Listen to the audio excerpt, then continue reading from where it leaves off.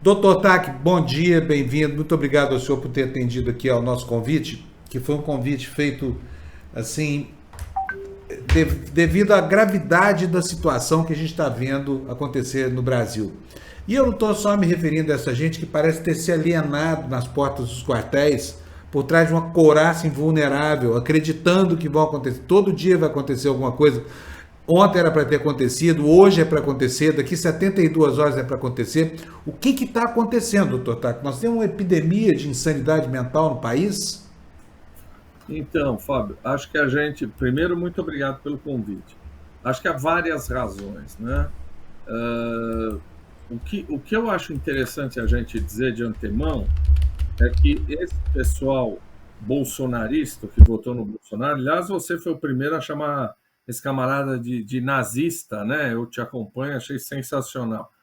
A gente não tem a Depois eu vou certeza, contar para o senhor por quê. Tá? tá? É porque ele mesmo diz que é nazista. Ele diz com todas as letras que é nazista. Mas depois a gente fala sobre isso. Desculpa interromper o Então, senhor. eu acho que existe uma grande heterogeneidade nessa população.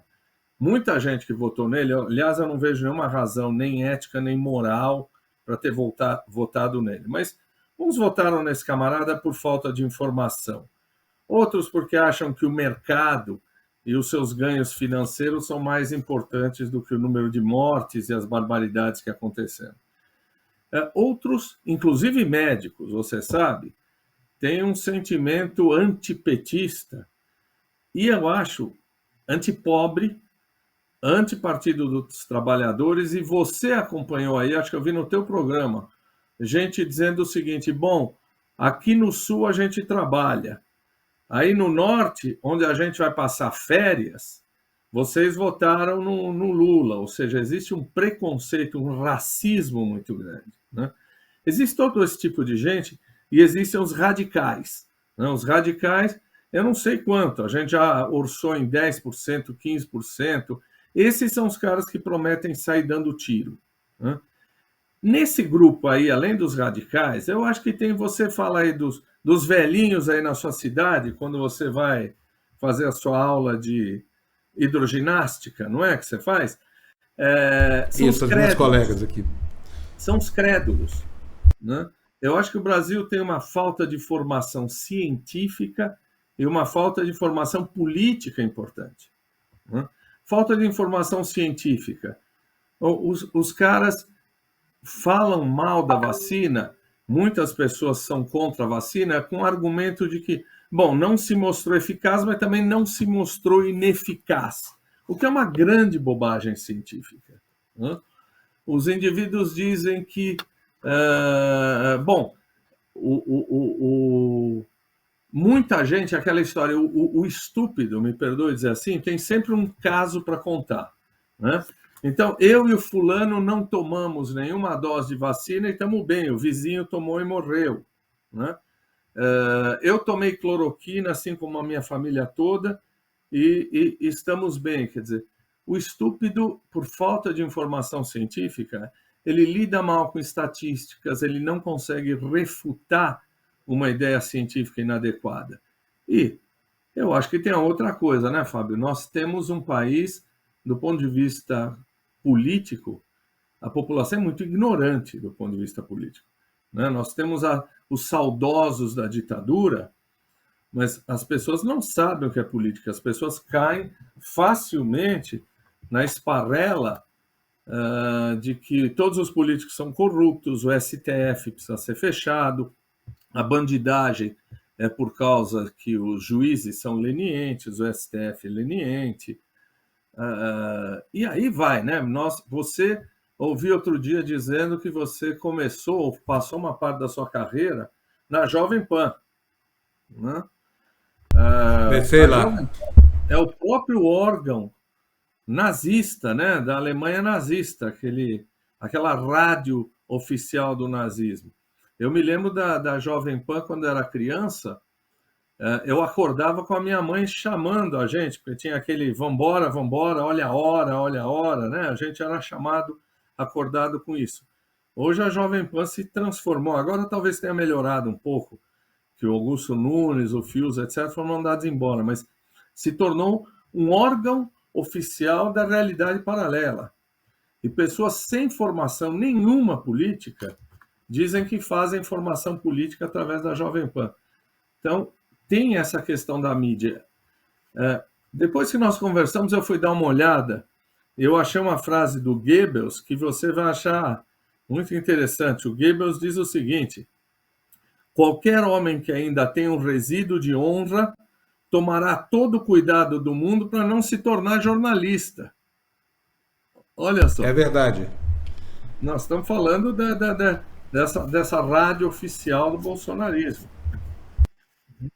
Doutor Tac, agora, eu já sou um velho jornalista, já tenho 40 e tantos anos de profissão, e as coisas mudaram muito desde o momento em que a minha carreira começou até o ponto em que a gente chegou hoje. Primeiro, porque havia claramente a mídia, isso que as pessoas convencionam chamar hoje, na esquerda aqui, de mídia, formava mesmo um grupo heterogêneo, um grupo homogêneo, que implantava ideias na cabeça das pessoas, porque havia poucos emissores para muitos receptores no Brasil. É preciso ter uma concessão, uma antena, um equipamento caríssimo, e não havia essa linha dialógica na comunicação social. Então era fácil fazer isso. Aí nós ganhamos o fim da mediação. A mídia não faz a mediação mais entre aquilo que a sociedade deve pensar ou não faz mais o agendamento. Tem outros canais para fazer isso.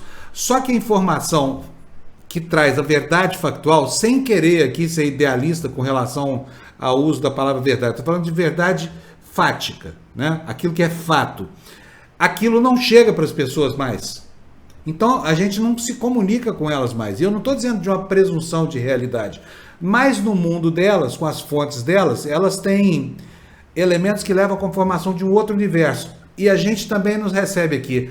O senhor não acha que isso é um divisor de águas para a sociedade no futuro, para todo sempre? Porque talvez isso separe mais as pessoas, do ponto de vista concreto mesmo do relacionamento pessoal, do que as ideologias de antigamente, que segregavam no espaço.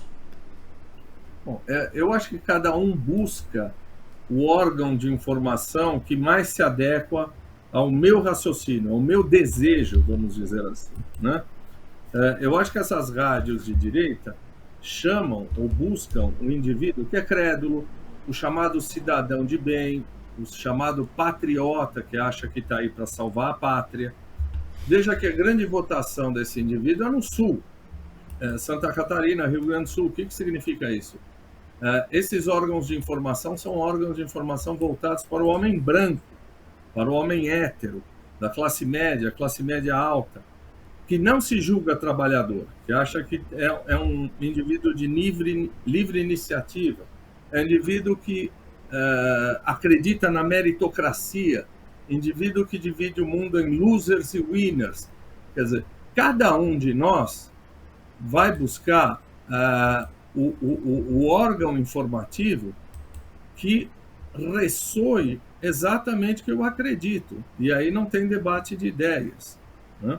Ou seja, eu vou ouvir uma rádio de esquerda, esses indivíduos vão ouvir a Jovem Pan, outra pessoa vai ouvir, e não se abrem para um debate aberto, não se abrem para um debate onde as ideias possam ser questionadas, porque você concordará comigo que o cientista, o democrata, é aquele que não tem certezas, é aquele que coloca a sua ideia para ser discutida.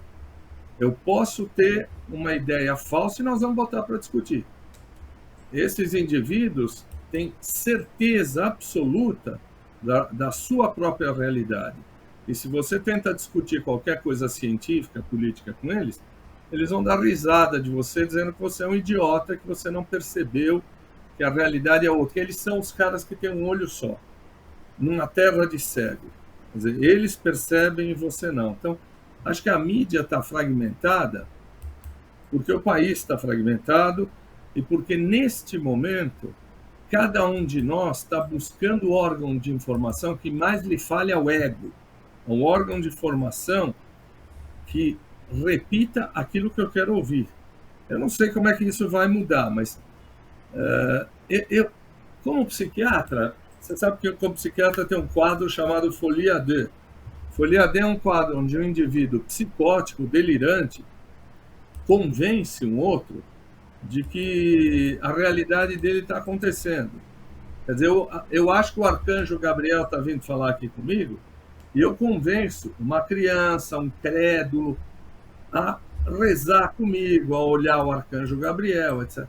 Como é que você trata esse quadro? Você afasta o emissor, que é o verdadeiro indivíduo com a doença mental, do crédulo, do indivíduo que está sendo influenciado por aquela ideia torta. Então, acho que quanto mais a gente puder cortar esse emissor, quanto mais a gente puder bloquear WhatsApps, Telegram, esses canais fascistas, boa parte dessas pessoas começam a se despregar dessa coisa delirante. Quer dizer que o senhor acha que isso tem cura? Essa doença, enfim, essa epidemia de doença mental que está dando por aí?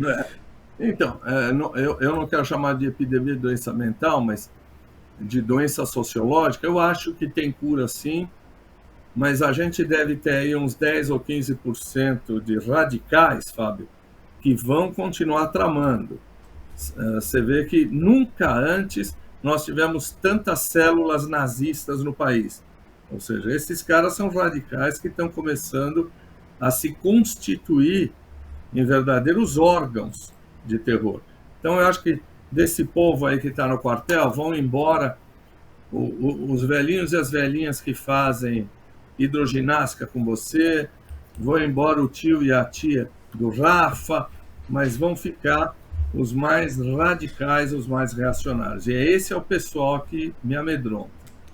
Então, esse pessoal já começou a produzir algumas cenas no Brasil que são cenas terríveis, aquilo que a gente viu em Brasília na semana passada, por exemplo, né? Mas tem, doutor Tati, tem outras cenas que me impressionam tanto quanto eu gostaria de mostrar para o senhor aqui. Olha só, esse tweet que eu vou colocar na tela agora foi feito ontem, no comecinho do dia. Veja só. O que tá aí? Isso é uma moça chamada Yara... Opa, deixa eu voltar aqui, porque esse negócio fica passando sozinho e eu perdi aqui o slide. Pronto, tá aqui, ó. Ele fala assim, ó. Vocês realmente acham que o Bolsonaro deixaria as pessoas na rua por quase 50 dias se ainda não houvesse uma chance? E aí lá em cima, alguém responde assim, olha, todo mundo devidamente diplomado. PL amargando multa de 22 milhões. Forças Armadas tendo escolhido seus próximos comandantes. Caminhões de mudança já levaram a tralha do não eleito. Palco para a festa do 1 de janeiro sendo armado. Alguém conta a verdade para Yara? Por que essas pessoas ainda... Agora eu vou mostrar para o senhor uma outra coisa que me deixou muito impressionado. Esse tweet vem depois dessa cena aqui que o senhor vai ver agora. Olha, essa gente toda que o senhor vai ver agora... Estava lá no Palácio da Alvorada, esperando para todo mundo, o presidente da República, tá? Então, olha só as instruções. O cara, inclusive, diz assim, ó, não, isso aí é orgânico, não sei o que mais. Mas o sujeito fala o tempo todo de rádio comunicadores, olha só. Rádio de comunicação não está sendo permitida a entrada. Oi, tudo bem? Então, doutor Tati, aqui por trás dessa gente toda, obviamente tem um esquema hierarquizado de controle social, né? Agora, veja só o tipo de histeria, sei lá se isso aqui, o senhor aqui é um médico, o senhor vai me desculpar estar usando esses termos aí do jargão da área do senhor, mas eu não sei falar de outra forma, porque eu queria que o senhor visse isto aqui, doutor Tati, olha só. Deus! Eu gritava aqui, Bolsonaro!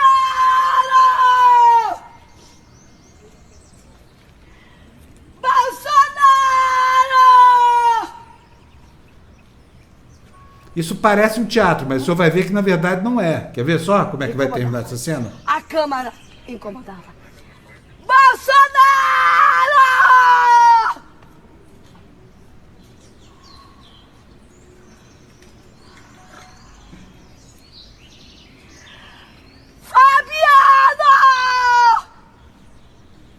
Olha o estado de exaustão, doutor Tati, que essa pessoa vai ficando assim. Ela tá... Fabiano!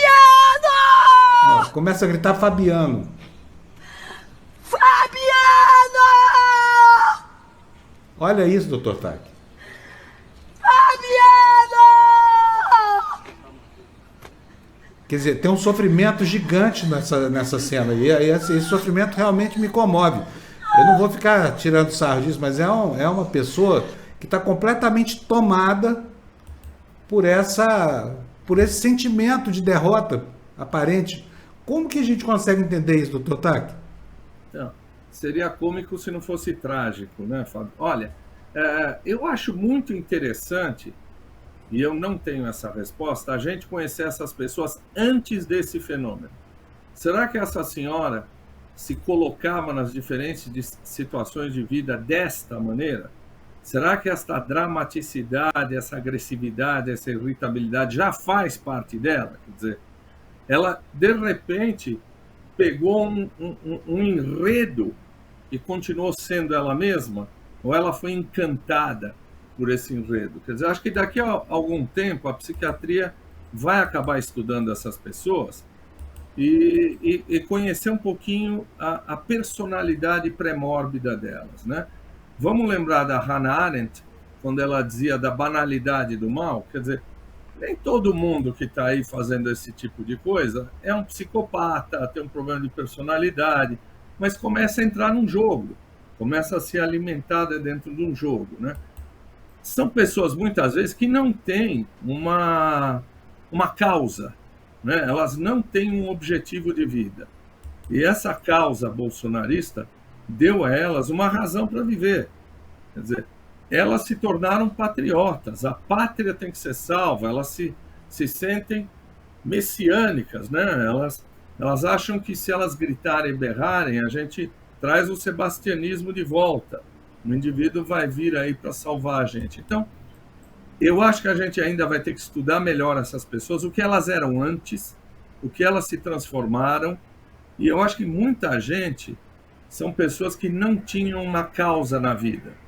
E isso, elas se transformaram em alguém que hoje tem uma causa, hoje tem um significado. Quer dizer, elas ofereceram para elas uma razão de viver, que se for retirada, eu acho que elas vão se sentir muito esvaziadas. Quer dizer, e agora? E agora, José, né? O que é que eu faço agora? A luz apagou, o Bolsonaro foi embora, o que é que eu faço?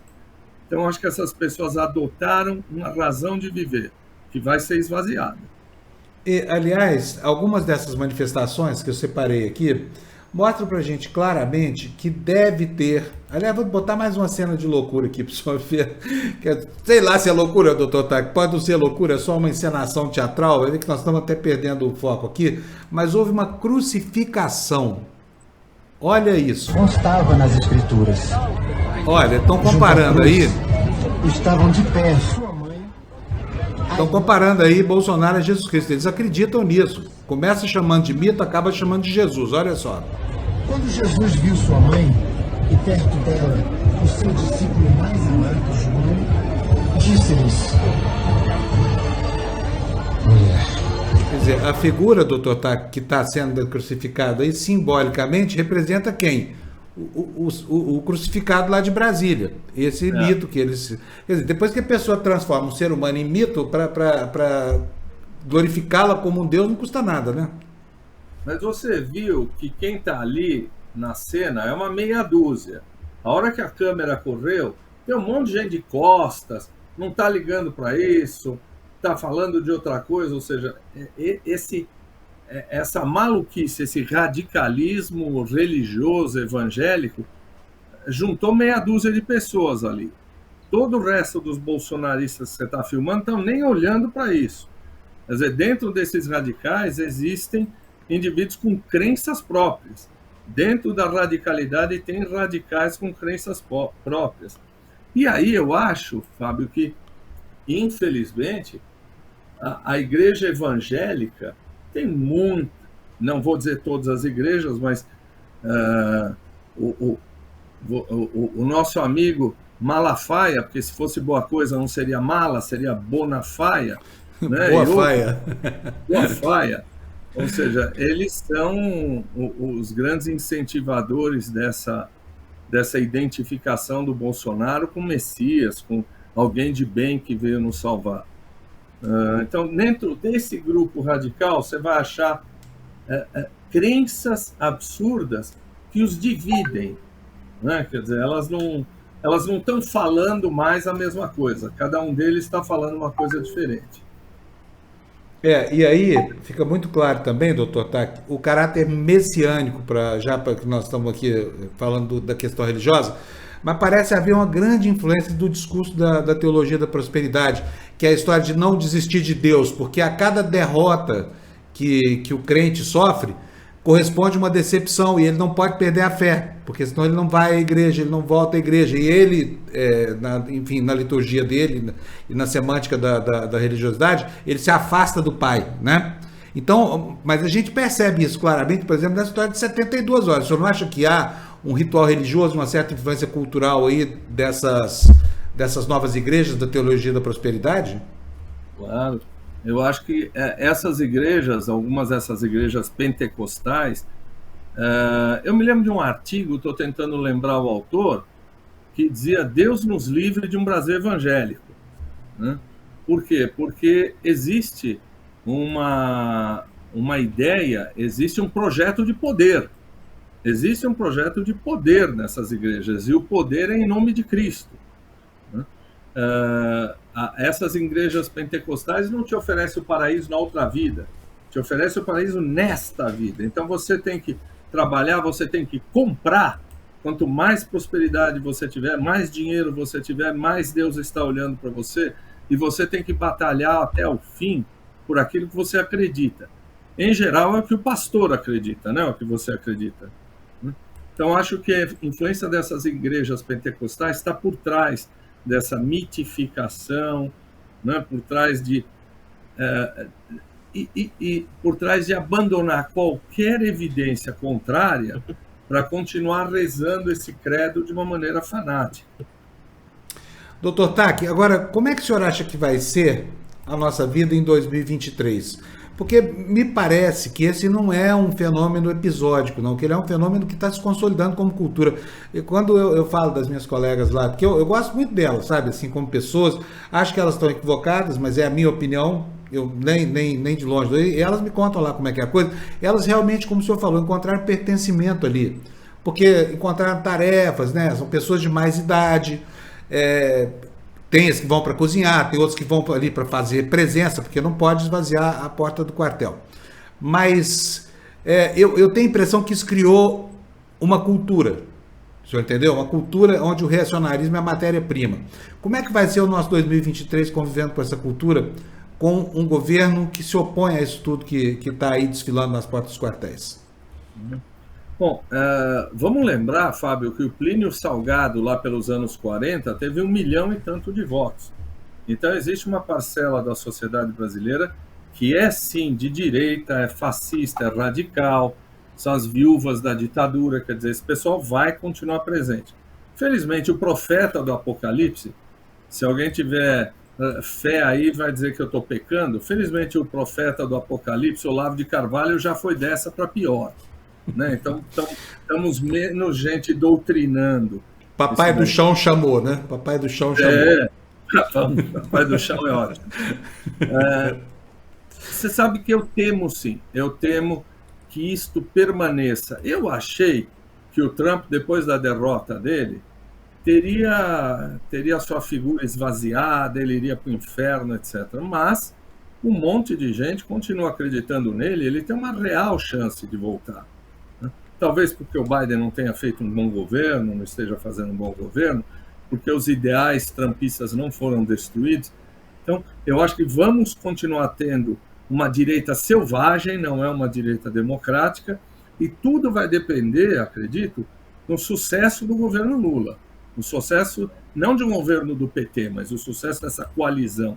Tudo vai depender disso, porque eu acho que se esse governo não oferecer paz social, se esse governo não oferecer justiça social, se esse governo não olhar também para a classe média, eu acho que esses fanáticos vão crescer feito um bolo daqui a 4 anos, quer dizer, vão inflar.